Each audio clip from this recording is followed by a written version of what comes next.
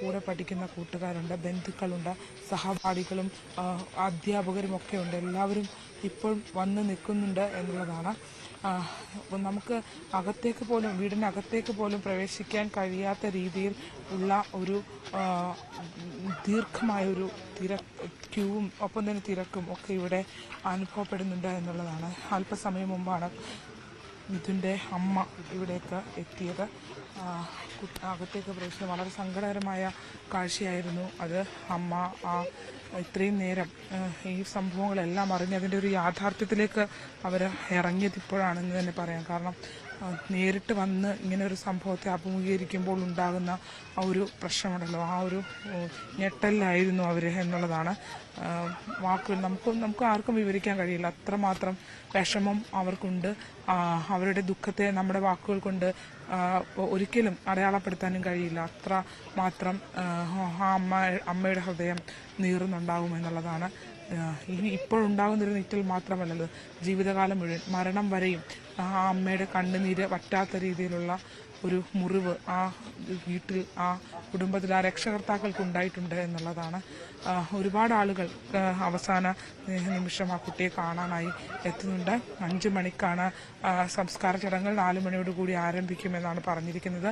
പൊതുദർശനത്തിൻ്റെ തിരക്കാണ് നമ്മളിപ്പോൾ കണ്ടുകൊണ്ടിരിക്കുന്നത്. അത്രമാത്രം തിരക്ക്, ആളുകളുടെ ക്യൂ ഇവിടെ ഉണ്ടെന്നുള്ളതാണ്. ഒരുപാട് ആളുകൾ വരുന്നുണ്ട്. ഈ ആംബുലൻസ് കടന്നു വരുന്നൊരു സമയം കണക്കാക്കി ഒരുപാട് പേർ വഴിയരികിൽ കാത്തു നിന്നു എന്നുള്ളതാണ്. അങ്ങോട്ട് പോകുമ്പോഴും ശാസ്താംകോട്ട താലൂക്ക് ആശുപത്രിയിൽ നിന്നും സ്കൂളിലേക്ക്, തേവലക്കര ബോയ്സ് ഹൈസ്കൂളിലേക്ക് പോകുമ്പോഴും തിരിച്ച് അവിടുന്ന് ആ ആംബുലൻസ് കടന്നു വരുമ്പോഴും എല്ലാം വഴിയോരങ്ങളിൽ കാത്തു നിന്ന ആളുകളെ നമ്മൾ കണ്ടു. പല ഘട്ടങ്ങളിലും ആംബുലൻസിന് മുന്നോട്ട് നീങ്ങാൻ കഴിയാത്ത രീതിയിൽ തിരക്ക് അനുഭവപ്പെട്ടു എന്നുള്ളതാണ്. എല്ലാവരും ആ കുഞ്ഞ് അനുജനെ കാണാൻ, അല്ലെങ്കിൽ ആ നമ്മളൊക്കെ പറയുകയാണെങ്കിൽ ഒരു കുഞ്ഞിനെ, മകനെ കാണാനായി എത്തി എന്ന് തന്നെ പറയാം. എത്തിക്കൊണ്ടേയിരിക്കുന്നു. ആ കുഞ്ഞു വീടിന് ഉൾക്കൊള്ളാനാവുന്നതിനും അപ്പുറം ആളുകൾ നിറഞ്ഞ് പുറത്തേക്ക് ആ നടവഴിയിലൂടെ ഒരു വലിയ ക്യൂ രൂപപ്പെട്ടിരിക്കുന്നു എന്നുള്ളതാണ്. എല്ലാവരും ക്ഷമയോടുകൂടി ആ കുഞ്ഞിന് അന്തിമോപചാരം അർപ്പിക്കാനായി കാത്തു നിൽക്കുന്നു എന്ന വിവരമാണ് നമുക്കിവിടെ നിന്ന് നൽകാനുള്ളത്. അച്ഛനും അമ്മയും ഒക്കെ അടങ്ങുന്ന ആ കുടുംബത്തിന്, അവർക്ക് താങ്ങാവുന്നതിനും അപ്പുറമായിട്ടുള്ള ഒരു വേദനയായി സംഭവങ്ങളെല്ലാം മാറി നിൽക്കുന്നു എന്നുള്ളതാണ്. ഒരു ഗ്രാമപ്രദേശമാണ്, നാട്ടുവഴിയിലാണ് ഇങ്ങനെ ഇത്രയും വലിയൊരു ക്യൂ നമ്മളിപ്പോൾ രൂപപ്പെട്ടിരിക്കുന്നത്. ഏറ്റവും പ്രത്യേകത എന്ന് പറയുന്നത് മതിലുകളില്ലാത്ത ഇടമാണ് ഈ സ്ഥലം എന്നുള്ളതാണ്. മതിലുകളില്ലാത്ത, പരസ്പരം ആളുകളൊക്കെ അങ്ങോട്ടും ഇങ്ങോട്ടും സംവദിക്കുകയും സംസാരിക്കുകയും ഒക്കെ ചെയ്യുന്ന ആ ഒരിടത്ത്. അപ്പോൾ വീട്ടുകാരും ആ പ്രദേശത്തുള്ള ആളുകളുമൊക്കെ എത്രമേൽ അറ്റാച്ച്ഡ് ആയിരിക്കും എന്നുള്ള കാര്യം നമ്മൾ പറയണ്ടല്ലോ. ഞാൻ ഇവിടെ കണ്ടൊരു പ്രത്യേകതയാണ്, ഈ സ്ഥലത്തൊന്നും മതിലുകളില്ല. എല്ലാവരും ചെറിയ ചെറിയ വീടുകളിൽ താമസിക്കുന്നു. പരസ്പരം അറിയാവുന്നവർ ഒരു വീട്ടിൽ നടക്കുന്ന കാര്യങ്ങളെക്കുറിച്ചൊക്കെ കൃത്യമായി അങ്ങോട്ടും ഇങ്ങോട്ടും ഒക്കെ പറയുകയും ഇടപഴകുകയും ഒക്കെ ചെയ്യുന്ന ആളുകൾ. അവർക്ക് അപ്പോൾ ഈ വീട്ടിലുണ്ടായൊരു ദുഃഖമെന്ന് പറയുന്നത് അവരുടെ മാത്രം ദുഃഖമല്ല, നാടിൻ്റെ ഒന്നാകെയുള്ളൊരു ദുഃഖമായി മാറിയിരിക്കുന്നു എന്നുള്ളതാണ്. ഇവിടെയുള്ളവർ മാത്രമല്ല, ഒരുപാട് കേട്ടറിഞ്ഞ എല്ലാ മനുഷ്യരും ഇവിടേക്ക് എത്തുന്നു എന്നുള്ളതാണ്. ഇപ്പോഴും വലിയ ഒരു തിരക്ക് തന്നെയാണ് അനുഭവപ്പെട്ടുകൊണ്ടിരിക്കുന്നത്. വലിയ തിരക്ക് അനുഭവപ്പെടുകയാണ്. ശരണ്യ സ്നേഹജനും വി അരുണുമാണ് മിഥുൻ്റെ വീട്ടിൽ നിന്ന് നമുക്കൊപ്പം വിവരങ്ങളുമായി പങ്കുചേർന്നുകൊണ്ടിരിക്കുന്നത്. മിഥുൻ്റെ മൃതശരീരത്തിനരികിൽ കരഞ്ഞ് തളർന്ന് ഇരിക്കുന്ന അമ്മയെയും അനുജനെയും മറ്റു കുടുംബാംഗങ്ങളെയും ഒക്കെ നമ്മളിപ്പോൾ കണ്ടു. വലിയ ക്യൂ ആണ്, ദൃശ്യങ്ങളിൽ കാണാം എത്രത്തോളം ആളുകളാണ് അവിടേക്ക് ഇങ്ങനെ വന്നുകൊണ്ടേയിരിക്കുന്നത്. ആ കുഞ്ഞുമോനെ അവസാനമായ ഒരു നോക്ക് കാണുവാനും അന്ത്യാഞ്ജലി അർപ്പിക്കുവാനും എന്നുള്ളത്. വി അരുണുണ്ട്. അരുൺ, ഒരു ചെറിയ ഇടവഴിയാണ്. ആ ഇടവഴിയിൽ കൂടി വരിവരിയായി നിന്ന് ആ ചെറിയ വീട്ടുമുറ്റത്തേക്ക് അവരിങ്ങനെ നടന്ന് എത്തിക്കൊണ്ടിരിക്കുകയാണ്. ഈ ലൈൻ അവസാനിക്കുന്നില്ല എന്നുള്ളതാണ്.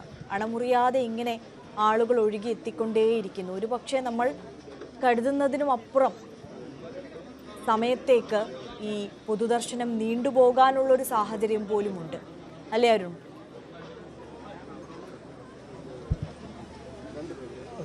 തീർച്ചയായിട്ടും അതുതന്നെയാണ്.